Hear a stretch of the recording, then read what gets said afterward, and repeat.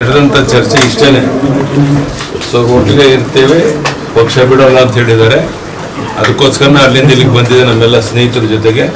ಅದು ಒಪ್ಕೊಂಡಿರೋದು ಸಂತೋಷ. ಪಕ್ಷದಲ್ಲಿ ಇದ್ರೆ ದೊಡ್ಡ ಶಕ್ತಿ ನಮಗೆ. ಪಕ್ಷದಲ್ಲಿ ಇರ್ತೀವಿ ಅಂತ ಒಪ್ಕೊಂಡಿರೋದ್ರಿಂದ ಎಲ್ಲ ಸಮಸ್ಯೆಗಳು ಬಗೆಹರಿಯುತ್ತೆ ಕ್ರಮೇಣ.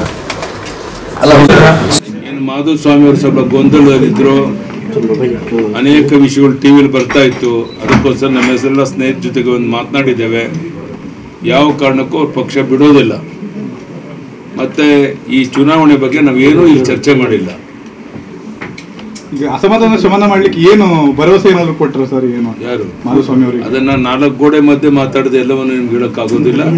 ಒಟ್ಟಿನಲ್ಲಿ ಅವ್ರು ನಮ್ಮ ಜೊತೆಗೆ ಇರ್ತಾರೆ, ಪಕ್ಷದಲ್ಲಿ ಇರ್ತಾರೆ, ಮುಂದೆ ಎಲ್ಲವೂ ಸರಿ ಹೋಗುತ್ತೆ. 20 ವರ್ಷದಿಂದ ನೊಳಂಬ ಸಮುದಾಯದವ್ರಿಗೆ ನೀವು ಜೊತೆಯಾಗಿ ನಿಂತಿದ್ರಿ, ನೊಳಂಬ ಸಮುದಾಯದವ್ರನ್ನ ನೀವು ಕಾಪಾಡ್ಕೊಂಡ್ ಬರ್ತಾ ಇದ್ರಿ. 40 ವರ್ಷದ ಇತಿಹಾಸವನ್ನ ತುಮಕೂರಿನಿಂದ ಅಳಿಸಿದಿರಲ್ಲ ಸರ್, ಇದು ನ್ಯಾಯನ ಅಂತ ಜನಗಳ ಪ್ರಶ್ನೆ. ನೊಳಂಬ ಪತ್ರಕರ್ತರ ನೀವು, ನೊಳಂಬ ಲಿಂಗಾಯತರ ಪ್ರಶ್ನೆ ಸರ್ ಇದು. ನೀವು ಪತ್ರಕರ್ತರು ಸರಿಗ ಸೂಕ್ತ ಸಮಯದಲ್ಲಿ ಅದಕ್ಕೆಲ್ಲಕ್ಕೂ ನಾವು ಉತ್ತರ ಕೊಡ್ತೇನೆ. ಎಲ್ಲವೂ ಸರಿ ಮಾಡುವಂತ ಪ್ರಾಮಾಣಿಕ ಪ್ರಯತ್ನ ಮಾಡ್ತಾ ಇದ್ದೇವೆ. ದಯವಿಟ್ಟು ಅದಕ್ಕಿಂತ ಹೆಚ್ಚು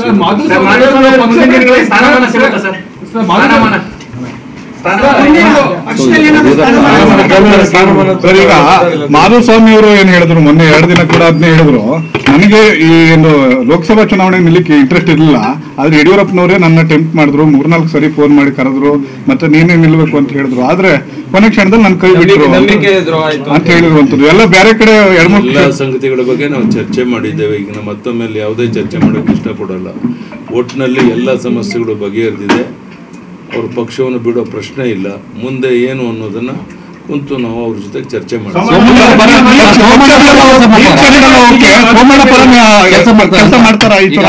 ಅವ್ರಿಗೆ ಬಿಟ್ಟದ್ದು, ನಾನು ಯಾವುದೇ ವಿಷಯ ಈಗ ಪ್ರಸ್ತಾಪ ಮಾಡಿಲ್ಲ. ಅದ್ರ ಬಗ್ಗೆ ಏನು ನಾವು ಚರ್ಚೆ ಮಾಡಿಲ್ಲ. ಕೇಳ್ತೀರಾ ಇಲ್ರೇ? ಯಾವುದೇ ವಿಷಯ ಚರ್ಚೆ ನಾವು ಮಾಡೋಕೆ ಹೋಗಿಲ್ಲ. ನಾವು ಬಂದಿರೋದು ಮಾಧುಸ್ವಾಮಿ ಅವರು ಬೇಸರ ಮಾಡ್ಕೊಂಡಿದ್ರು, ಸರಿಪಡಿಸಿ ಅವ್ರ ಪಕ್ಷದಲ್ಲಿ ಉಳಿಸ್ಕೋಬೇಕು ಅನ್ನೋದಕ್ಕೋಸ್ಕರ ನಾನು ಬಂದಿದ್ದೆ. ಆದಷ್ಟು ಚರ್ಚೆ ಆದಮೇಲೆ ಅವ್ರ ಪಕ್ಷದಲ್ಲೇ ಉಳ್ಕೊಂತೇನೆ, ಯಾವುದೇ ರೀತಿ ಸಮಸ್ಯೆ ಆಗೋದಿಲ್ಲ ಅನ್ನೋ ಮಾತನ್ನು ಹೇಳಿದ್ದಾರೆ.